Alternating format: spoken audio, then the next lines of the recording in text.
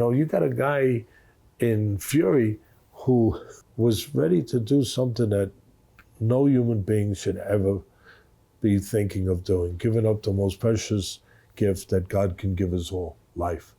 In Usyk, where his country was suddenly invaded, he symbolizes the strength of the people that are still there fighting.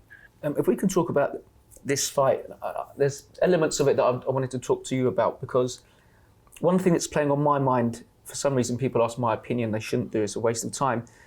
But because there is a rematch clause, because that rematch clause was argued about for about 18 months, because we know almost the exact date that rematch will be, what does that do to the psychology of the fighters going in?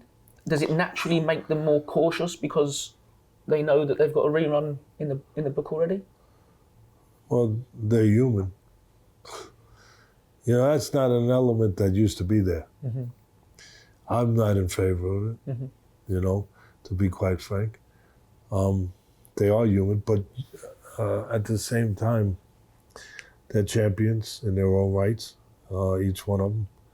They're competitors at the utmost heights of their sport, their profession. And when the bell rings, it has still come down to them wanting to do everything to be the champion, to be the winner that night. I think that is the saving grace of it. I think the point you bring up is a well-taken point, and it's an unfortunate point.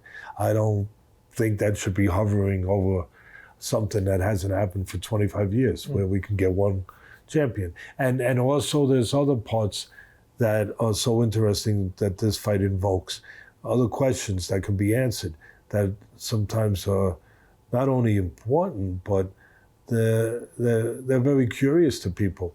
The age-old question in this sport, who wins between a good big man and a good little man? You're going to get a chance to get an answer to that, and then also, other elements, like when the real fight of the century took place, Ali and Frazier, and one of your colleagues and compatriots will be coming over here, who was there. Colin Hart. Yeah, pretty legendary guy.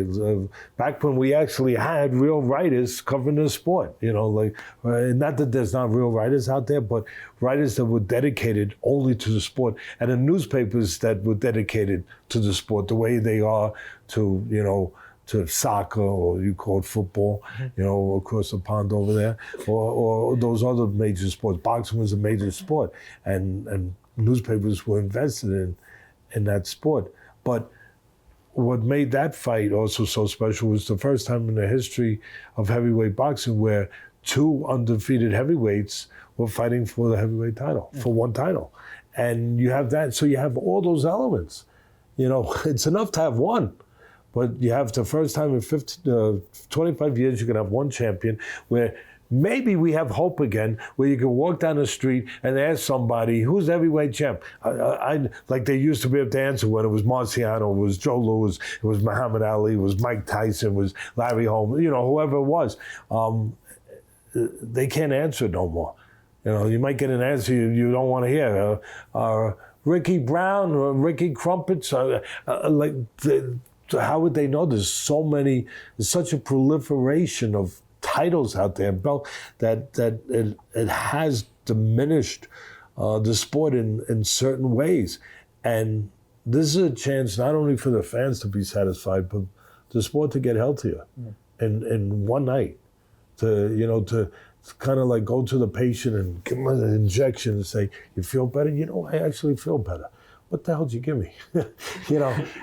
and so that makes it momentous for me. That makes it extra important for me. And then there's the backdrops of it, and they're real. They're not created. Sometimes you guys got to do extra work to create, a little something for the story, for the fans to come forward. No, you don't have to do that. It's there. You got a guy in Fury who was ready to do something that no human being should ever be thinking of doing, giving up the most precious gift that God can give us all, life. that he was in such a dark place that he was prepared and contemplating giving up life. And he's come back from that. Wow. And he's come back from that. And what a story, what an inspiration that is for people. I hope all people get it. In the same way, in a less serious way, but in the same way that George Foreman was an inspiration to people that were getting close to 50.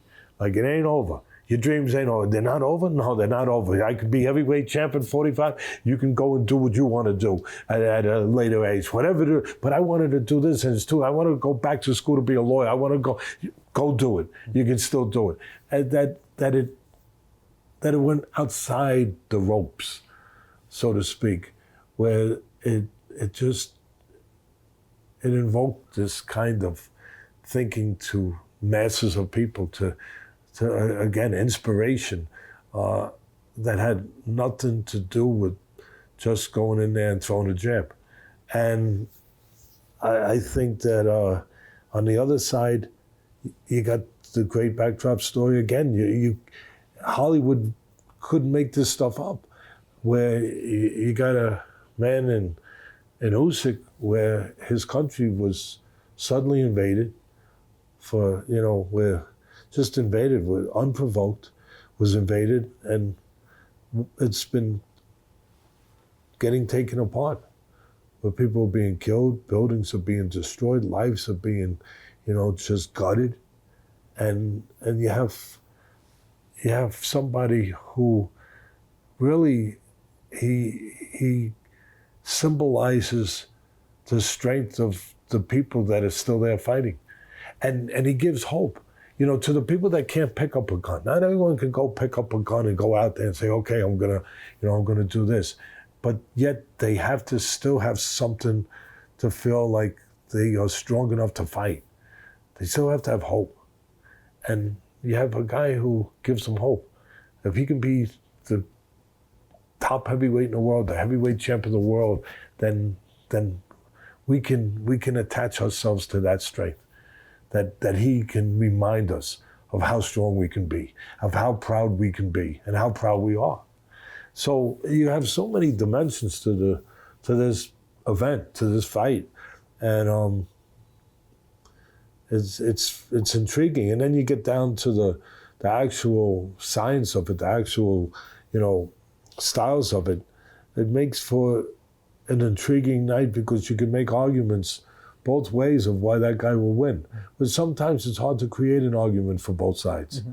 But you can easily come up with an argument. There's a reason why the bookmakers, they usually have a pretty good idea why they got it almost 50-50, because you can argue both sides.